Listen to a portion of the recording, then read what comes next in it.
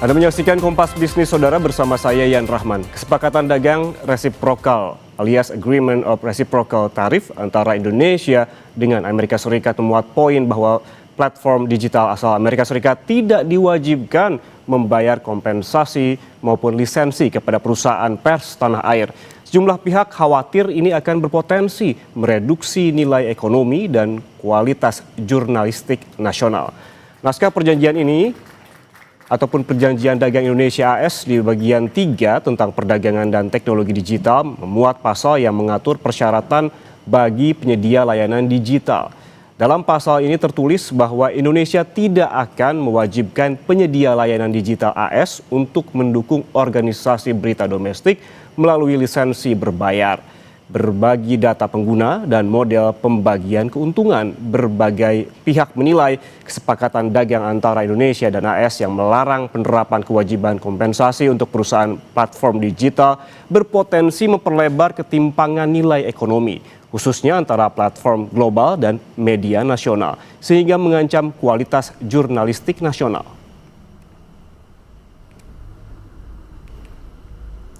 Lalu saudara, sejauh mana kesepakatan dagang RI dan juga AS yang di dalamnya memuat poin bahwa platform digital asal Amerika tidak diwajibkan membayar kompensasi maupun lisensi kepada perusahaan pers tanah air berpotensi mereduksi nilai ekonomi dan kualitas jurnalistik nasional?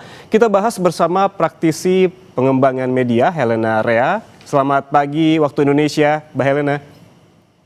Selamat pagi Jakarta.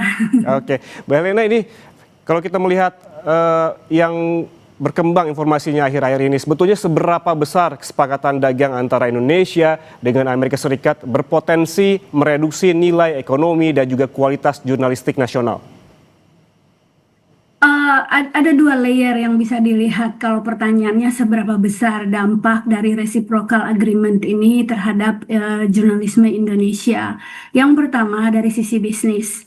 Nah, secara bisnis ini kan berarti platform, kata lain ya dari peraturan yang ada di dalam pasal 3 ini, bahwa platform akan mendapatkan seluruh keuntungan dari kerja jurnalistik yang dilakukan oleh teman-teman media di Indonesia. Sebagai contoh, Kompas melakukan liputan berita yang ke daerah-daerah itu atau melakukan liputan investigasi itu mengeluarkan dana, resources, dan seluruhnya. Dan begitu itu disiarkan melalui digital platforms, keuntungan yang dihasilkan dari produksi yang dilakukan oleh teman-teman di Kompas itu tidak bisa kembali menjadi keuntungan ekonomi digital yang bisa melakukan menjadi keuntungan berputar buat Kompas, tetapi itu justru diambil karena iklannya melalui digital platform. Begitu juga dengan produksi ya, proses produksi itu juga kalau dari data, misalnya data audiens yang ada dari Kompas itu pun akan semuanya bisa diambil dan menjadi hak milik dari digital platform. Itu yang pertama. Lalu yang kedua dari sisi kebijakan dan proteksi kesehatan informasi atau health information ecosystem yang ada di Indonesia. Nah, kita berpotensi besar sekali bahwa informasi kita akan diatur oleh digital platform yang notabene bukan bagian di dalam yang memahami bagaimana mengatur demokrasi Indonesia itu sendiri. Nah, media Indonesia itu merupakan bagian dari ekosistem proses kehidupan berdemokrasi di Indonesia. Jadi ada dua persoalan yang justru akan muncul kalau enforcement dari regulasi ini benar-benar dilaksanakan. Dengan dua poin tadi, artinya secara sederhana ini mengancam keberlanjutan industri pers nasional, begitu? Betul. Jadi ancamannya itu adalah bahwa ya ini pelan-pelan mematikan media dan juga industri media itu sendiri, dan terutama mematikan jurnalisme yang ada di Indonesia. Karena media itu hidupnya juga dari bisnis kan, nggak bisa juga kita running produksi, running dari studio seperti ini tanpa ada tanpa ada dukungan finansial. Karena dukungan finansial fondasi untuk bisa menjalankan sebuah bisnis. Dan itu kemungkinannya Ekonomi yang menjadi fondasi yang patut dipertanyakan dalam kesepakatan ini. Dengan adanya kesepakatan dagang antara Indonesia dan juga Amerika Serikat, pasal 3 yang kita bicarakan soal perdagangan digital dan teknologi, Ya. apakah artinya niat dan kemampuan negara untuk menopang pers nasional yang independen patut dipertanyakan, Mbak? Ya, itu sudah jelas dipertanyakan. Yang pertama, pada tahun 2024, persisnya tanggal 20 Februari, itu Presiden Jokowi menandatangani Publisher Right yang mendukung bahwa yang mengatur sebenarnya platform harus paling nggak memiliki niat baik untuk mendukung jurnalisme berkualitas di Indonesia. Itu yang pertama. Lalu ada lanjutan proses dari dengan terbitnya Perpres itu, bahwa sebenarnya mekanismenya udah mulai jalan, ada komite yang didirikan, sudah mulai teman-teman media itu udah mulai melakukan konsolidasi dan negosiasi kira-kira seperti apa progres atau pembagian keuntungannya itu langsung dengan platform, dan platform sendiri terutama Google itu sudah menunjukkan niat baik bahwa mereka akan mengambil bagian di dalam proses Kepres ini gitu. Itu waktu itu bagus sekali sebenarnya, progresnya udah ada. Tetapi dengan adanya reciprocal agreement ini itu menganulir sebenarnya apa yang sudah diatur di dalam Kepres 32 tahun 2024 itu. Artinya bahwa kan kalau kita bicara tentang mana sih sebenarnya yang paling kuat, kalau kita lihat apakah publisher rights yang diatur dalam Kepres ataukah perdagangan internasional dengan tekanan internasional seperti negara adidaya Amerika, tentu saja tekanan internasional itu akan lebih kuat dan kemungkinan bahwa publisher right itu bisa dilaksanakan itu kecil sekali gitu, dan di situ ancamannya. Mhm. Seperti yang dibahas saat ini terkait juga sebelumnya ada Perpres begitu. Berarti ini kondisinya akan kembali seperti awal begitu sebelum adanya Perpres publisher right atau hak penerbit ini. Ya, pertama kembali ke awal. Yang kedua itu ada empat aturan yang diatur dalam reciprocal itu justru juga menganulir beberapa peraturan lainnya yang sudah ada ya, seperti peraturan data proteksi yang sudah dibuat waktu itu di zamannya Pak Joni Plate ya, Menteri Joni Plate, itu tentang undang-undang perlindungan data pribadi misalnya. Itu juga menjadi pertanyaan bagaimana pelaksanaannya dengan adanya reciprocal ini, karena itu ada di pasal 3.2 ya di dalam peraturan agreement ini, karena melarang ada lokalisasi data.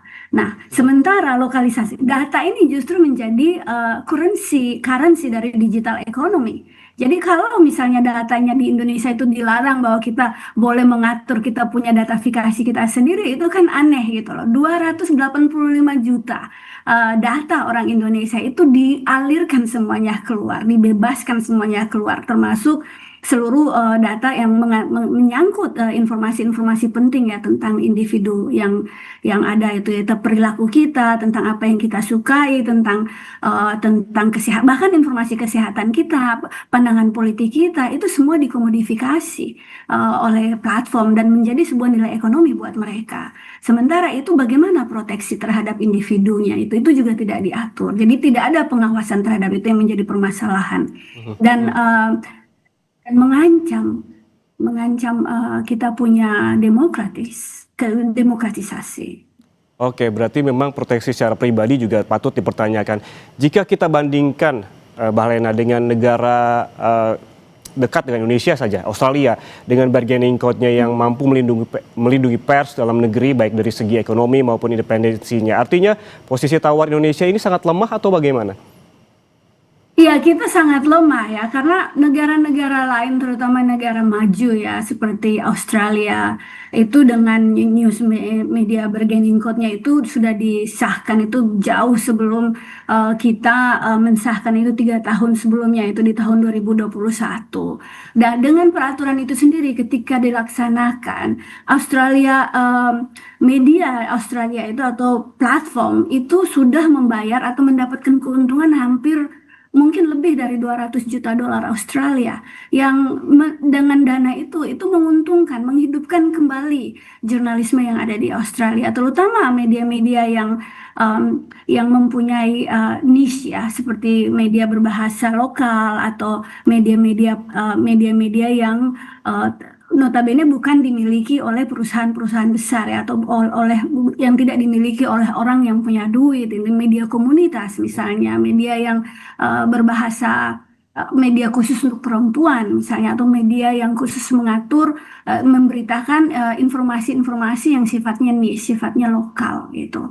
Itu contoh Betul. dari Australia. Negara kalau mungkin kalau pernah baca di em, Prancis juga melakukan yang sama. Mereka bahkan pernah Oke, meminta Google untuk membayar ganti rugi. oke, Inggris juga melakukan hal yang sama. Jadi banyak baik. sekali contoh di negara-negara Hmm, di dunia yang sudah punya model hmm, untuk yang melakukan fair trading oke. atau fair Hmm. fair dagang ini gitu. Ini artinya harus jadi concern dari pemerintah, paling tidak ada pertimbangan untuk renegosiasi terkait hal ini, mengingat juga dampaknya sangat besar. Terima kasih praktisi pengembangan media Helena Rea atas waktunya bersama kami di Kompas Bisnis. Sehat selalu.